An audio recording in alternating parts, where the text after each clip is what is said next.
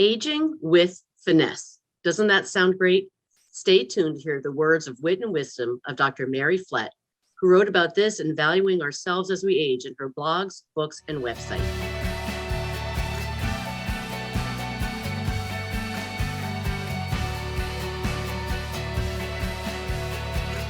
Hello, and welcome to Aging Insights. I'm Dr. Cathy Rowe, Executive Director of New Jersey Advocates for Aging Well. We are joining you through the magic of Zoom today, not just for COVID safety, but because our guest, Dr. Mary Flett, is joining us from California. Welcome, Dr. Mary, and thank you for joining us today. Good morning, Cathy. How are you? Good to have you. So, Dr. Mary, you have had a range of experiences in your career. Can you tell us about yourself and the path or the paths that brought you to where you are today? It has been circuitous, but oh my gosh, has it been fun. I have one of those liberal arts degrees from an undergraduate school that was just magnificent. Great. And after I graduated, I had absolutely no working skills whatsoever, but I had great ideas.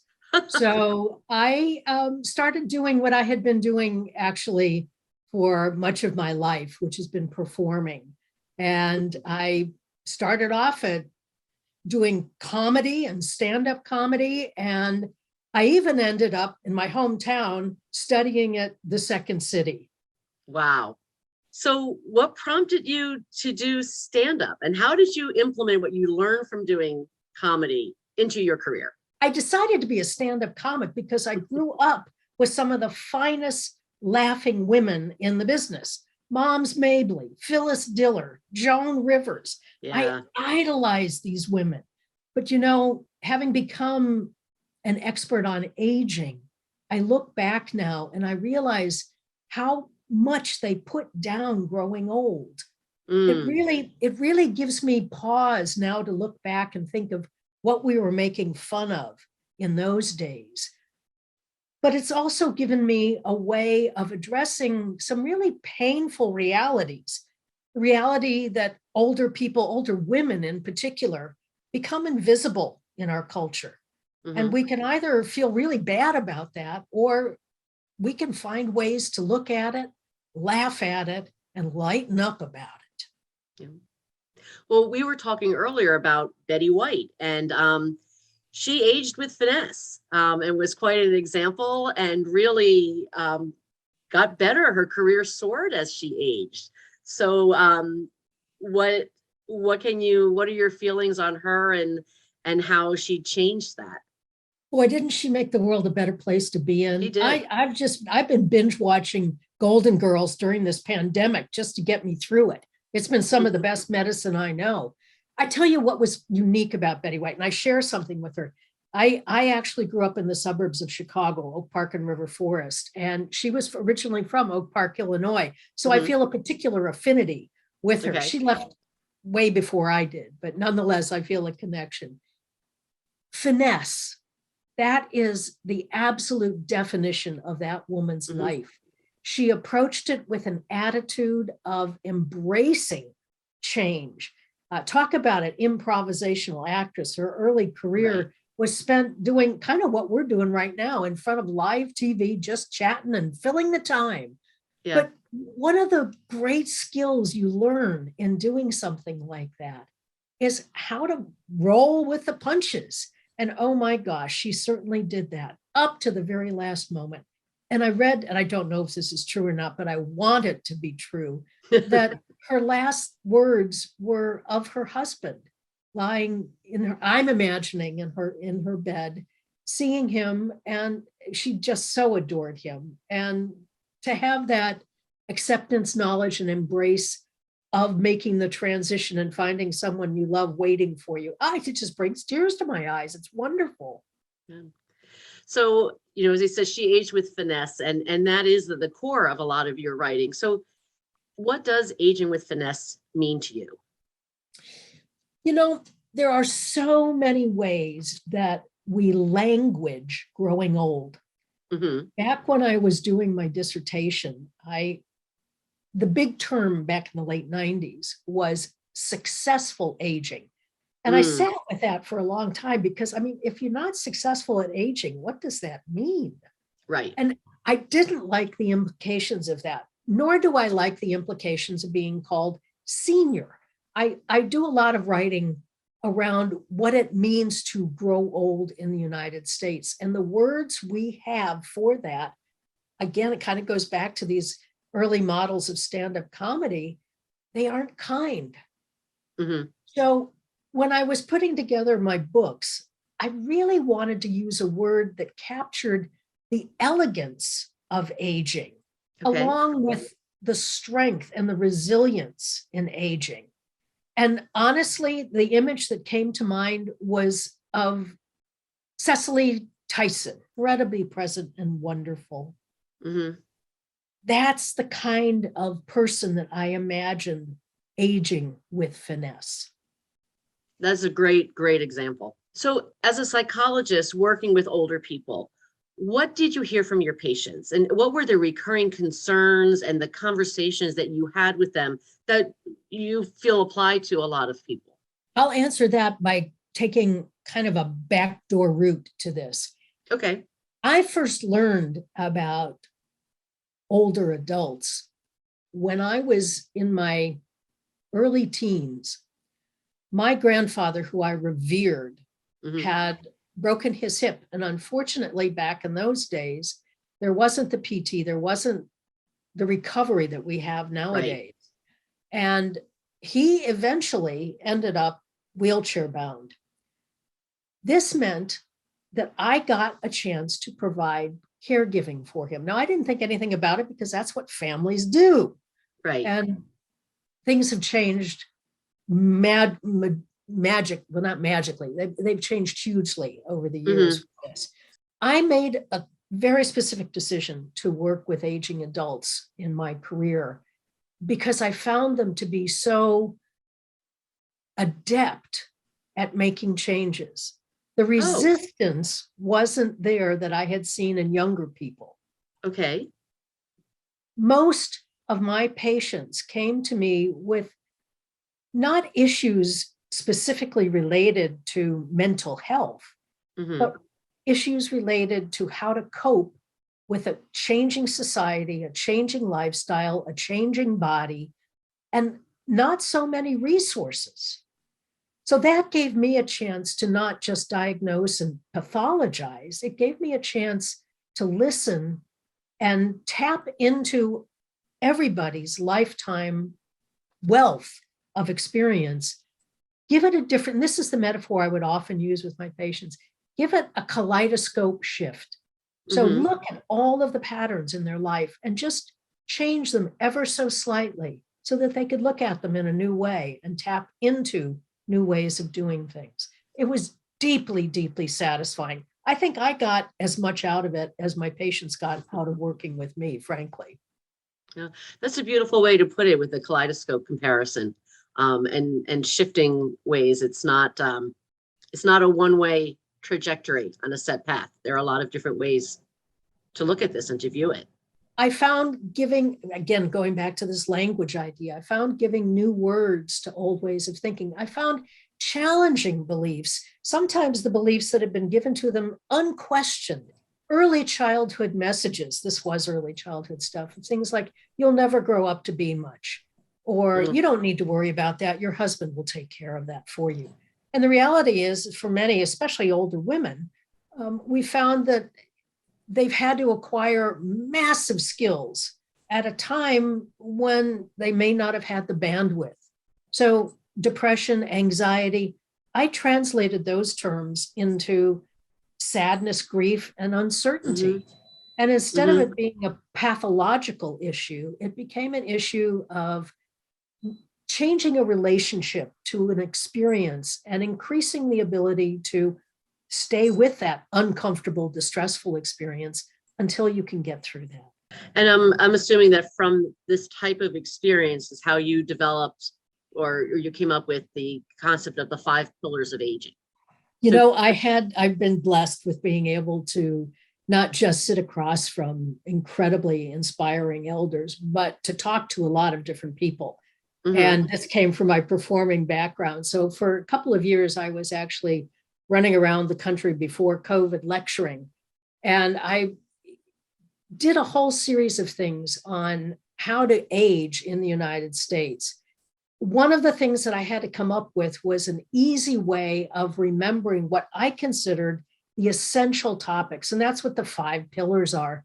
And I came up with a mnemonic. It's renew your lease on life. So each of those letters stands for something. And if you can indulge me, I'll tell you what they are. Oh, please. The first pillar is legacy. And this is creating not just a legacy of things. You know, we spend so much time in our culture about distributing stuff. Right, right. But the truth of the matter is, the most important things that I inherited from my grandparents were their values, were their ethics, were their ways of being, the stories that they shared with me. So I call that a legacy of values.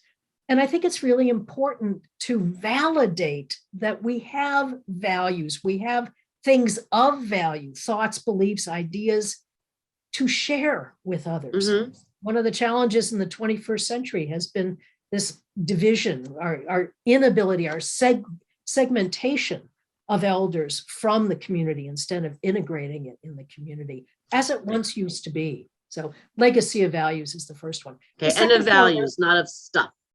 Right. Yeah. I wish we could come up with a will for values. You know, I bequeath Maybe. thee the value of compassion and tolerance and understanding. Gosh, wouldn't that be a great will to get? We can come back and do another episode on that next year. So keep that in mind. Wonderful. So the second pillar is staying engaged. And, you know, this one, boy, there's just so much information on this all over the place now. I think the challenge with staying engaged, especially in the pandemic, boy, have we learned lessons around that, is that it's not all about necessarily being in person with one another, although that is incredibly invaluable, but finding ways to keep our brain working, our heart working, and our body working. So again, I think the pandemic has been a harsh taskmistress, but it's also created so many opportunities and so much learning around how we can stay engaged as we age. Okay. The third pillar is a pillar of adaptation and accommodation. So fancy phrases. What I learned from my patients and what I'm learning now in my own life is I have to be able to adapt as things change. It Right. seems so obvious, but before the pandemic, I thought I could do whatever I wanted, whenever I wanted. And if anything has come out now that we've all become bioethicists and understand viral transmission and Right. have become virologists, amazing how we've adapted. Mask styles, where we go, where we don't go. It just reinforced my belief that adaptation and acknowledging that is so key to, here I go using the word successful, to aging with finesse. Yeah.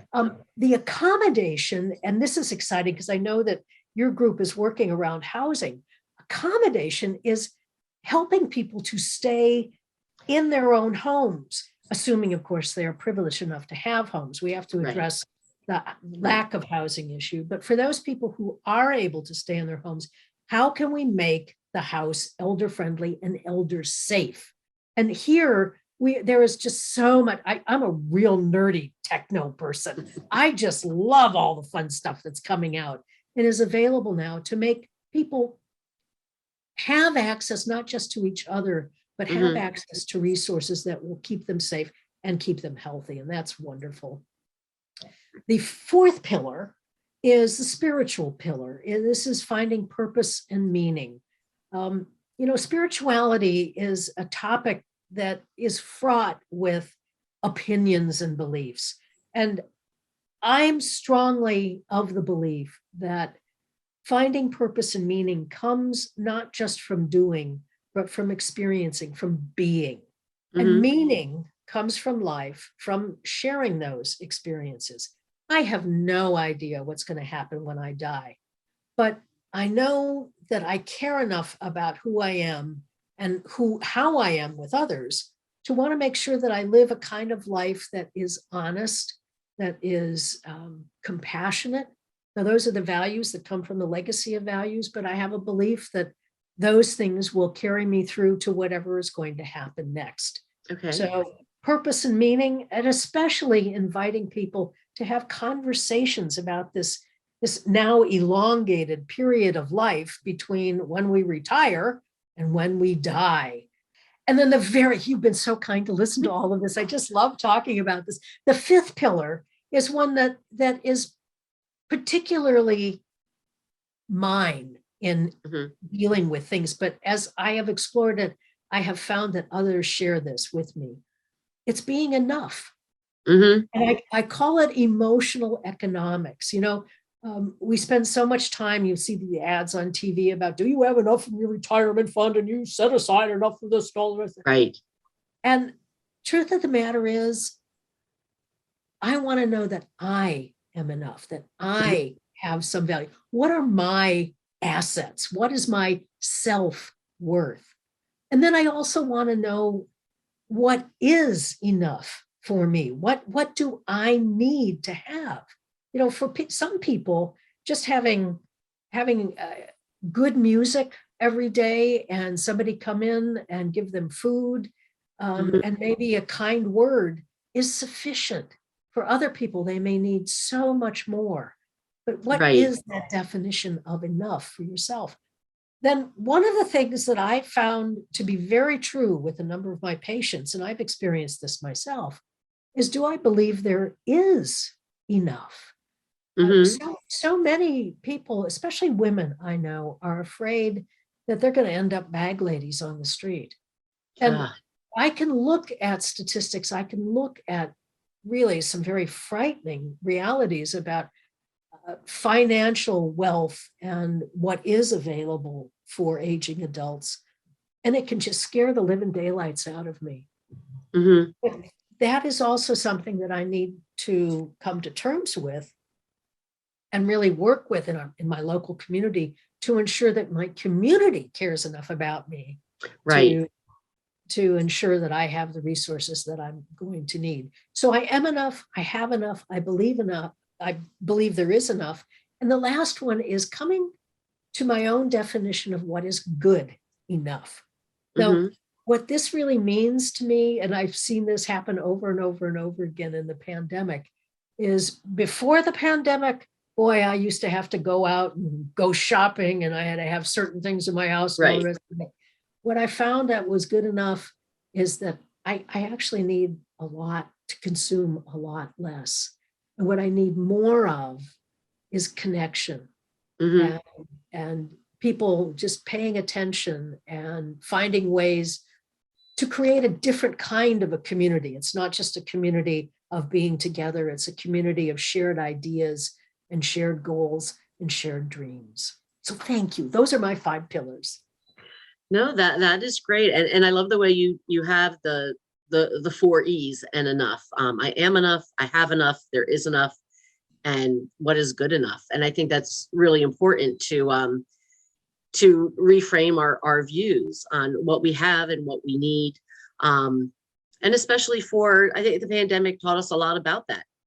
Do we have enough toilet paper? I'm still working through that toilet paper bin shopping I did early in the pandemic. But what really came down to what was important was, like you said, the connections. And I think that's what a lot of people have either done well by connecting in new ways, like online, or have struggled with not being able to connect the way they used to be. So I think the 4 E's are a really great way to frame that. But you also have talked about, you feel that a lot of people have a plan A, which is, I will age in place and I'm going to die in my own bed in this, this is my plan. And so few people have a plan B. Why do you think that is? And why is it important for people to have plan B? It's been my experience, Cathy, that there's 3 types of people. There are the planners that have everything lined up, all the I's dotted, all the T's crossed, and they've done their taxes 5 years in advance. And after they die, there's no problem whatsoever. And then I am not one of those people. Nor I. Okay. Now that's a small group. It's not 1/3 by any means. It's a very small group of people like that. Then there are the deniers. And this was my mother, bless her. My mother just never planned for anything. She just figured the world was going to take care of her. Mhm. And, you know, in truth, most of her life, that's exactly what happened. Okay. She was fortunate to have me as a daughter because I was the one who made that happen for her. Okay. She was kind of a denier around that. And then there's this middle group where I think most of us reside, which is, I know I should do something about this, but not today. Okay. Someday. And Plan B has become something because we are living longer Hmm. that we get to put off longer. Okay. I don't know. This is not news to anybody who is listening. It's certainly not news to you or I. We're going to die, but not today. Right. Right. But maybe we are. And I call them the tedious details of death. There are things that cause distress in those we leave behind. Hmm. And with a little consideration and a little bit of work, we can take care of ahead of time.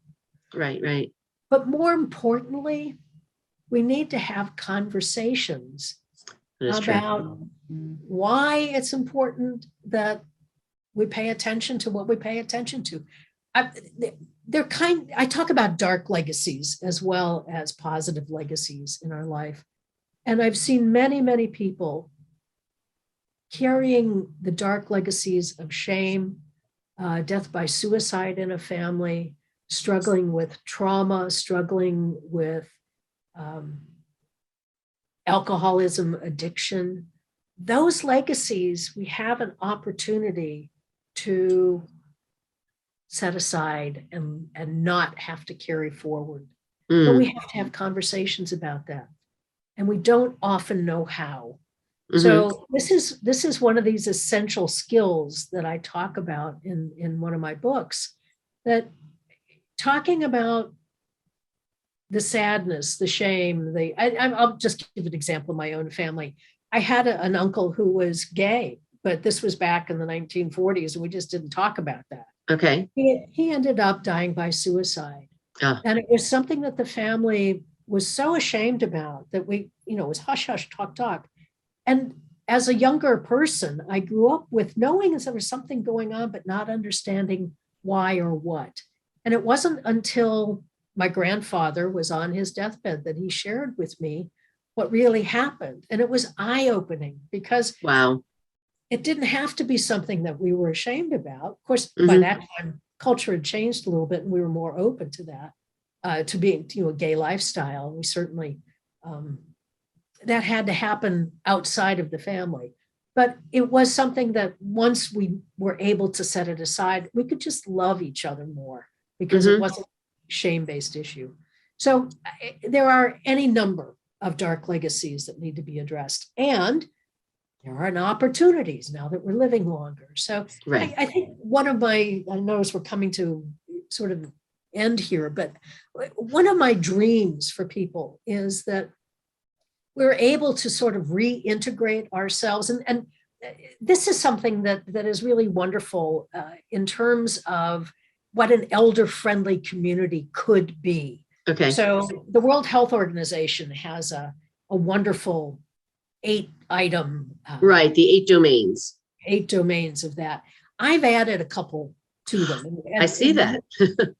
One of them is about really bringing conversations about spirituality Right. into and connecting a community together across age groups. So this intergenerational conversation, this sharing of wisdom, this passing on of knowledge, which has been done in a number of different cultures around the world. But for some reason in our culture, we like to just segment or segregate our older adults.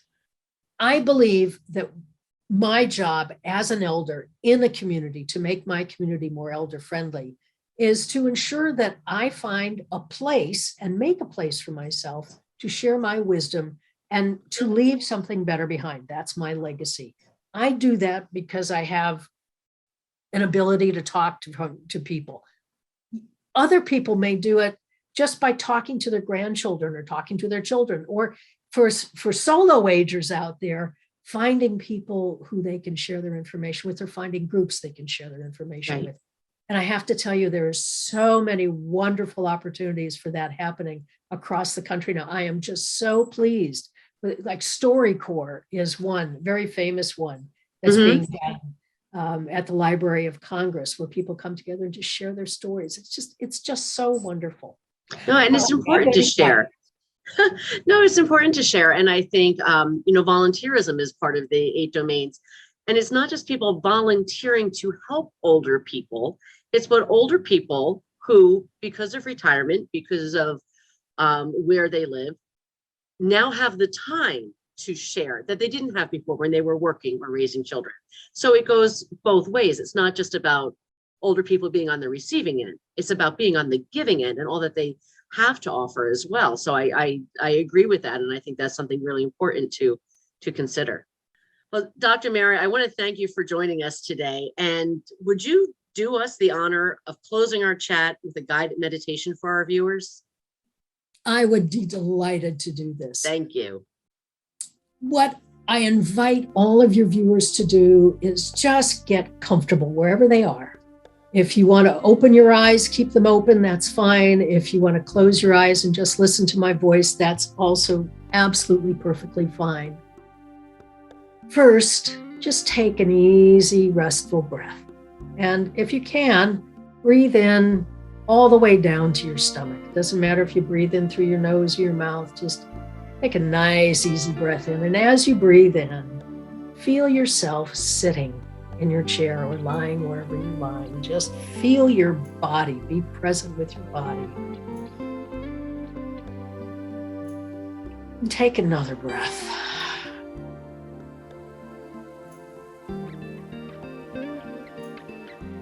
Let's do one more breath.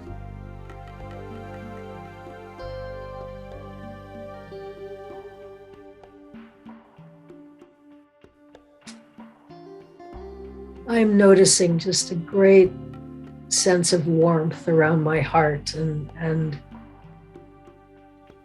feeling grateful for having had such an engaging conversation.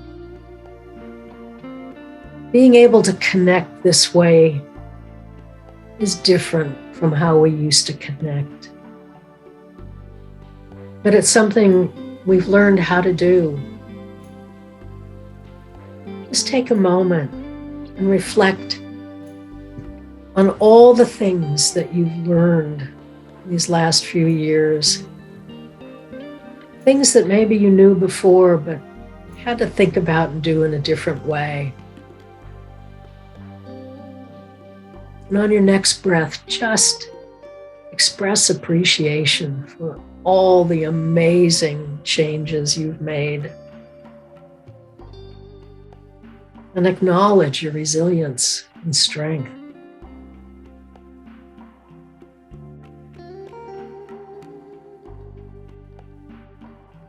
Now on your next breath, think about what's lying ahead. We don't really know what's going to happen. We could accept the invitation to be afraid, to be anxious. We could accept the invitation to just bury our heads in the sand and give up. But I invite you to think of the future as an opportunity. It's an opportunity to pay attention, an opportunity to listen, an opportunity to be compassionate.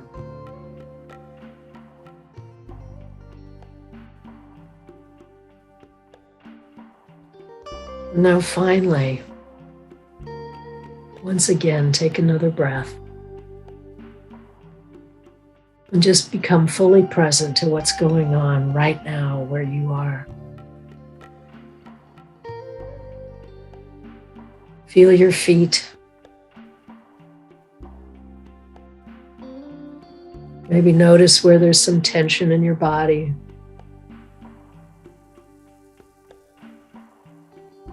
Allow yourself to just let go as you exhale.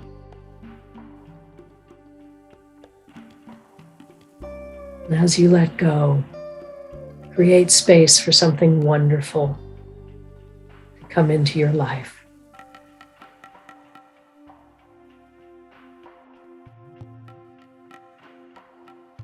Good. Thank you, Cathy. Thank you for joining us. Thank you for watching this episode of Aging Insights. To find out more information and to view previous episodes, please visit our website at www.njaaw.org and click on Aging Insights. Aging Insights is brought to you with the support of the Wallerstein Foundation for Geriatric Life Improvement, our funders, supporters, and viewers like you. I want to thank our partners here at PCTV for helping us bring our guests to you today. If you need information or resources about services in your area, please contact your county office on aging. The number can be found on our website, or you can dial the state hotline at 877-222-3737.